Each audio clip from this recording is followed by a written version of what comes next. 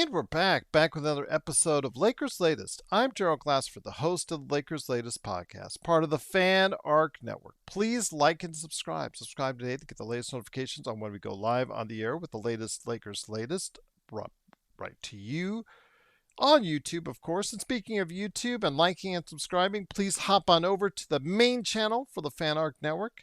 Type in Fan Arc on a YouTube search and it comes right up.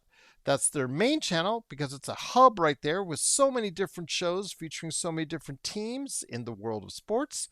I know you'll find something there you'll like, and make sure you like and subscribe there as well. Well, before we get into today's show, I did want to mention a video that's been circulating across social media because that last second shot by Luke Kennard has now been shown in Orlando, by the way. If you heard me on yesterday's Lakers latest last second shot by Luke Kennard to win the game for the Lakers, as they now have won 9 straight, heading to Detroit, which I'll talk about in a second. But that last second shot was not only you got to see the view from the, how they portrayed it on TV, but also various parts in the arena as far as behind the scorer's table, press row. You got to see it from several different vantage points in the crowd. And then there's one shot from the crowd someone took. I guess you could say it's to the left, on the other side, the opposite side of the court from where Luke Kennard hit it, to the left.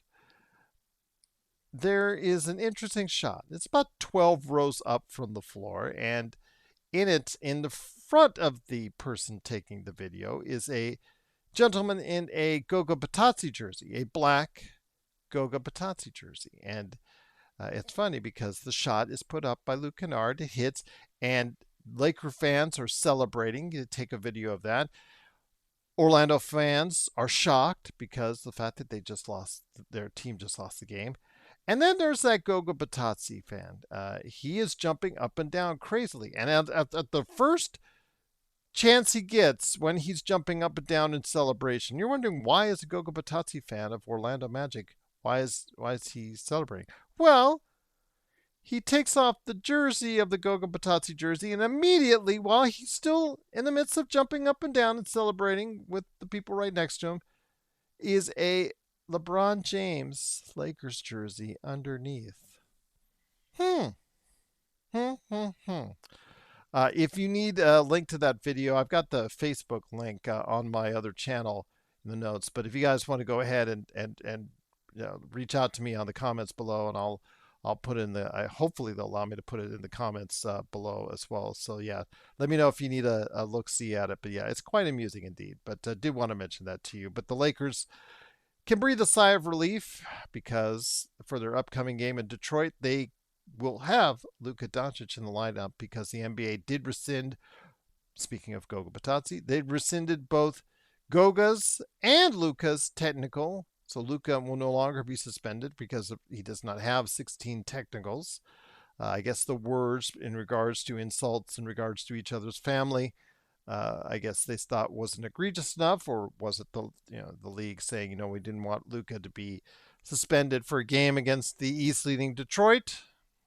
Whatever, it's great for us. Luka's back in the lineup as the Lakers are headed to Michigan. They were on the golf course on Sunday, enjoying the golf course again, just like we talked about the other day. They're all coming together. There were several of them in a team, semi-team picture. It's actually about 9 or 10 of the Lakers. And then also some of the members of the coaching staff, including J.J. Redick, enjoying a game of golf. So yeah, hope they had fun. Hope they had a relaxing day. So yes, they were out on the fairways on their day off. So definitely looking forward to seeing if that will correlate to a victory around 4 p.m. Pacific time later today, and 7 p.m. Eastern time for people on the East Coast. But yeah, interesting to see it. And again, could golf be the key? It could as far as to victory and camaraderie for this team? Who knows? But golf has been seemingly a theme of late. As far as what they were doing in Florida, now in Michigan. So again, they're finding ways to go ahead and enjoy themselves on their time off. Hopefully it will be a good one indeed. Just to give you a heads up, I believe Rui, I believe also as well Maxi Kleber, who's back on the from the team as far as his back issue is concerned. So he is back with the team, and then also as well Marcus Smart. All three of them are listed as questionable right now. So we will go ahead and see if they will be able to play once the game tips off. Again, like I said, at 4 p.m. Pacific, 7 p.m. Eastern. So the Lakers head into Michigan. The Detroit Pistons, the East leading Detroit Pistons, who have still been playing okay as of late in recent times without Cade Cunningham. They were struggling before, but Cade Cunningham went out recently with a collapsed lung, and that's going to take a while to come back. No timetable has been set. Got to get back to not only get that lung working at capacity. I guess what happened was diving for a loose ball or going after a loose ball, he got kicked right in the near the rib or chest area, and yeah, that's what did it. So hopefully he will come back sooner rather than later for the Detroit Pistons playoffs hopes. But again, it's not just about getting that lung working; it's about getting your conditioning back. So that's going to take a little while for him to do that. So, but he is out of the lineup, which hopefully will mean good things for the Lakers. But wait and see. But they have won a couple in a row as far as Detroit is concerned. Jalen Duren has turned it up big time as a big man. So let's hope he doesn't dominate, and the Lakers can get the victory on Monday night. But we will wait and see. But did want to mention that with Cade Cunningham. So best wishes to Cade Cunningham on a speedy recovery. This takes him out of that MVP conversation, bringing up Luka even more. So again, we love to hear your thoughts on how the Lakers will do. Plus, also as well, of course, the stuff going on with Luka Doncic getting his technical rescinded, and then also, of course, the video if you've seen it, and if you haven't, I can provide the link for you if you put in the comments below. But speaking of the comments, did want to go ahead and hit up some of the comments real quick. Mission 24 did make me aware of something that I didn't see a video of it, but it was mentioned on social media by Dan Wokey of The Athletic that I guess Greg St. Jean, assistant coach of the Lakers, actually drew up that last play. JJ credited him for that. So thank you, M24, for alerting me to that. And it's good to have JJ trusting his assistants like that and absolutely getting it done with a great play that was called by, I guess, apparently Greg St. Jean. So there you go. Absolutely looking forward to seeing what they can do continuously. But still, again, JJ relying on his assistants to give him some insight on a good play to end the game, and definitely worked out indeed. So credit to both JJ and Greg St. Jean on that. And thank you, M24, Mission 24, for bringing up. But last but certainly not least, of course, my main man, Craig. I said great victory. It's the way the Lakers are winning. That's encouraging for the playoffs. Great team defense. Team might be tired, but they're fighting through it. Yes, they are. Now that they were yesterday fighting through it on the golf course, which is good for team camaraderie. Luka has to control his temper for the good of the team. I preaching to the choir. I would love to see him do that, but again, it's all on him to go ahead and take the onus up on that and see if he'll do that. Kennard's shot was clutch. It gives him confidence. Hopefully, he will, because he's been struggling. One of the things that we haven't needed to talk about as much is the bench production, which I've mentioned from time to time. But the Lakers have been winning, so it's not been that important out there. But yes, he's had a couple donuts in recent games during this winning streak. So it was good to see Kennard come up not only with the 13 points, but the game winner as well. And hopefully that will give him confidence and be able to produce, because the Lakers do need bench production going forward. And then the Lakers have to beat OKC to have a chance of MVP for Luka.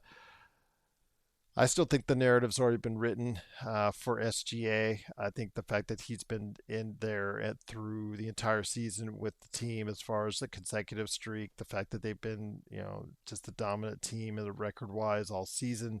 They only had the best record lead that they lost just for a short period of time to Detroit. So I just think the narrative that these national writers or the people that vote on it, the MVP voters, is going to be still with SGA. But with this latest injury by Cade Cunningham, does that free up Luka into the number 2 spot? Well, 2 great games against OKC could push him ahead of Victor Wembanyama or Nikola Jokic or Jaylen Brown or anyone else for that matter. So that could be definitely good to get him in that top three for sure, if not second place.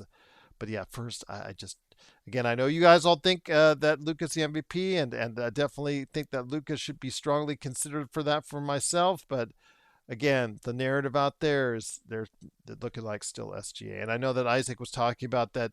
9 times out of 10, us Lakers fans would take Luka over SGA, and OKC would take SGA over Luka. Again, I don't want to get into semantics or words, but when I listen to the national media, they're still very high on SGA at this point. So both guys deserve credit for having great seasons, and both are very deserving of MVP status at this point in time. That's what I'll just leave it at that. But then Craig, my man, finished it off by saying he saw Sisu the Revenge on Netflix this weekend. Very good action movie, getting revenge on the Soviet army. Thanks, Gerald, for the suggestion. No problem, Craig, because I do a lot of pop culture stuff. So you guys have pop culture questions. I try to answer as much as I can on that as well on my other channel. So you can always pop it here as well if you have a question. But yes, I recommended Sisu the Revenge because I was so high on the first movie. I still think the first movie is better. This one was okay. 90 minutes or there ish about. So it's a really easy watch. It didn't get good for me until the train sequence, and I'll just leave it at that. But the train sequence made it enjoyable. Kind of slow in its pacing in the first 2/3 of it per se, but it finished up strongly. And I definitely will have to see a third Sisu movie if that's the case. I know they're not that expensive to make. I don't bring a lot back in return, so I'm hoping that we'll still see a Sisu movie as far as it's concerned. Even though Sisu Revenge was rated higher overall than the original, I still like the original that came out in 2023 a little bit better. I think it has a little bit more charm and humor, but great action and throughout. I think the action was more evenly spread out with the original, but still two really solid movies, two really fun watches, and I definitely recommend both of them. And just to give you a heads up, Sisu the Revenge, Craig and I both watched this past weekend on Netflix. So if you're interested in the little action flick, it is violent. The Sisu movies are always violent, but again, it's out there on the Netflix for you. So go ahead and check it out if you're interested. But yeah, definitely want to go ahead and thank you, Craig, for bringing that out, and appreciate you watching, my friend. So this and Sisu Revenge. So again, if you guys have any thoughts or comments below on movies, on the Lakers, what have you, NBA, I'm ready for you. So go ahead and make sure you put it down below in the comments. I'm always glad to hear from you on that. But once again, it is Gerald Glassford. Thanks again for watching, listening. Truly appreciate it. I'll be back tomorrow with a recap of the Lakers at Detroit. Can they win 10 in a row?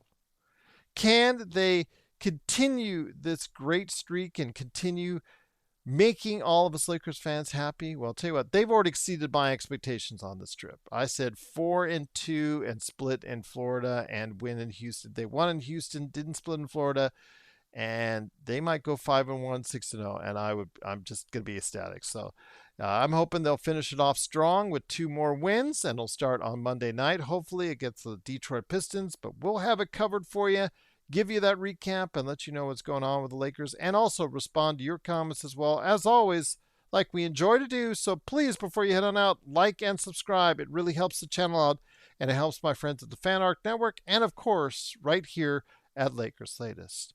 Thanks so much for joining. Thanks for stopping by. Truly appreciate it, and have yourself a great day.